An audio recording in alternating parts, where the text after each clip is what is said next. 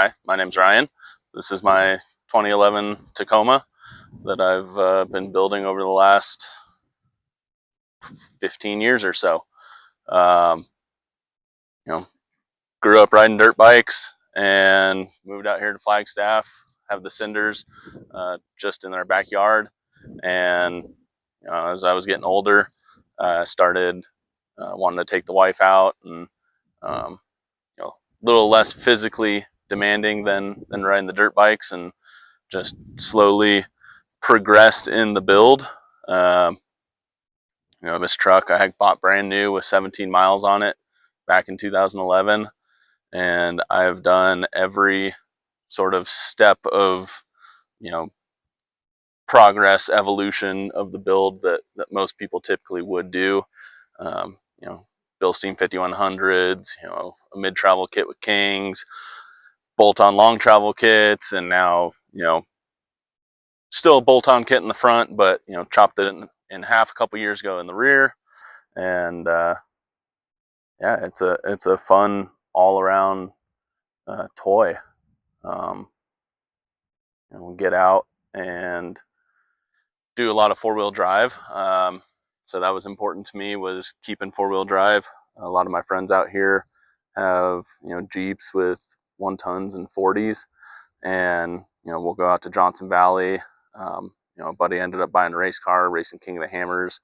So being able to get out and pre-run with those guys and keep four-wheel drive is important, but keeping it true to my roots and dirt bikes in the desert, it's got to be able to go fast. So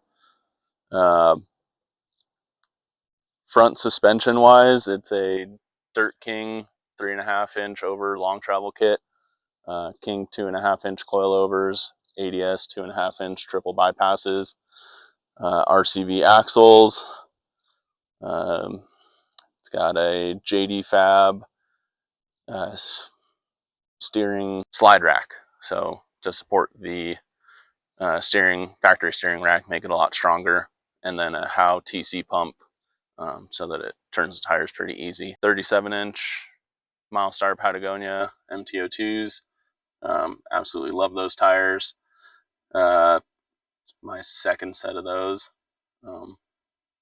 They just do really good, in every terrain that I've put them in, including snow, which is not common for a mud terrain tire.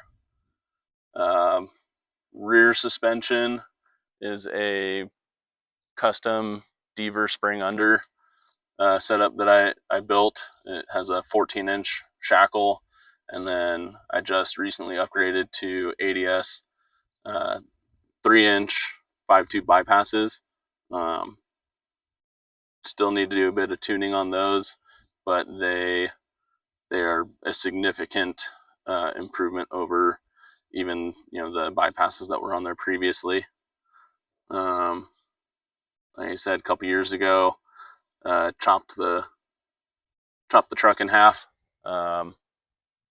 Had a fatigue failure on the frame, and after taking a bunch of measurements, I realized that the frame was actually bent, not super significantly, but the amount of effort to repair it would have been,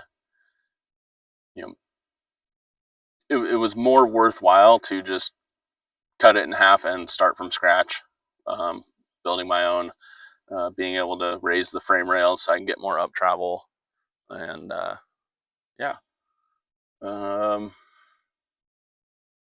What else? Factory Toyota 4-liter V6 with the Magnuson TRD supercharger. 529 gears, front and rear E-lockers. The rear axle is out of a second-gen Tundra. It's the 10.5-inch ring gear, and that thing's pretty beefy. I was surprised how long the factory 8-inch Toyota lasted with my abuse on years and years of 35s, and even the first 2 years on 37s almost. As far as wheel travel and stuff goes, it is strapped at 15 inches in the front and 18.5 in the rear. The front is limited by the axles and the uniballs. Rear is limited by the drive shaft. So if I were to have the drive shaft shortened, I could probably pull about 21 inches on the rear. But where it's at, the leaves are starting to separate, and it's not really clean, usable travel. So rather keep it safe and reliable. I don't have. I tend to keep myself busy, so I don't have a lot of time to maintain this unless it's absolutely needed. So I try to make it a pretty conservative build. As far as the reliability, I want to be able to get out, drive it hard, put it away, and not worry about if something broke or needing to work on it before the next trip. That said, I got some front end parts that are waiting to go on. It's been through 6 years of heavy abuse and just starting to see some fatigue on things. It is caged from front bumper, cab, engine, all tied into the new rear frame rails for safety. Also really helps with the rigidity of the truck. As your vehicle has flex in the frame or the body or anything, you're not forcing the suspension to do its work.